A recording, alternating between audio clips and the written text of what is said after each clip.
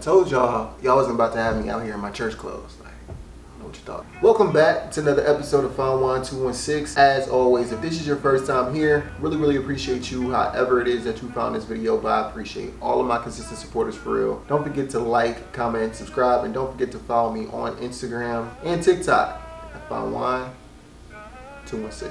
We have another episode in the finance career advice playlist. I know it's been a minute, but I think this topic today definitely deserves some time and attention. So before we even get started, let me set the stage. Imagine you're about 21, 22, you just graduated college. Graduate school might be in your plans, but for now, you are eager to be grown and join the workforce. What's the first thing that you should do? Again, like I said in the breakup video, sit your ass down. Sat down.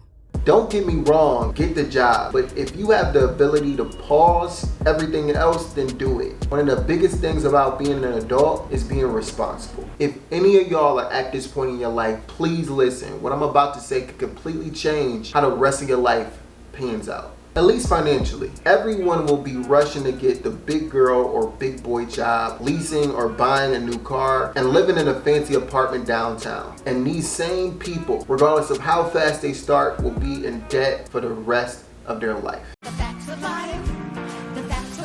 I'm only telling you this from experience. Had I known then what I know now, man, get a job that pays you well enough. You don't have to be filthy rich just yet. But instead of leasing an apartment that you don't own, or a car, which is the same thing, plus it depreciates in value, stay at home with your parents and primarily pay back your college loan. Let's just say your first job is conservatively $50,000. Automatically knock $10,000 off for taxes and you're left with about $40,000. Let's say your loan stands at around $30,000. You can realistically pay off $30,000 within 2 years and still have $25,000 to use and save at your discretion. You know what happens at the end of 2 years? You'll be a whopping 23 years old. You will have saved more than any of your peers. And instead of moving out of your parents' house into an apartment, you will be the only one fully prepared to buy a house.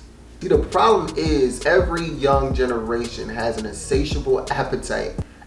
Yeah, I know y'all used to the big words by now. Man, here you go with them big words, man. God damn. I've been utilizing this type of vernacular since I was 5. Relinquish the words in your mind. I don't even know what you're talking about. They are eager to take on the world without fully preparing themselves first. The outside world doesn't look at a 23-year-old any different than they look at a 21-year-old rushing out trying to take on unnecessary burden. Because you don't want to be a bum. It's nice.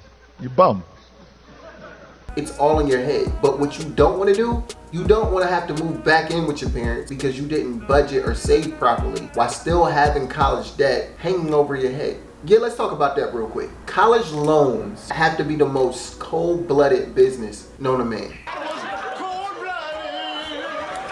Think about it, any other loan, you need to prove in grave detail your ability to pay it back. Whether it be a car loan, a mortgage, a business loan. Shit, Johnny up the block is gonna wanna know how he's gonna get his $5 back. Playing with my money is like playing with my emotions. Student loans are the only loans that I know that are based on a child's ability to pay them back 4 years in the future. Based on a job that they don't even have yet. Anyways, moral of the story, just be smart, man. Learn from my mistakes, make your best move, your next move. I know that was corny. I'm out.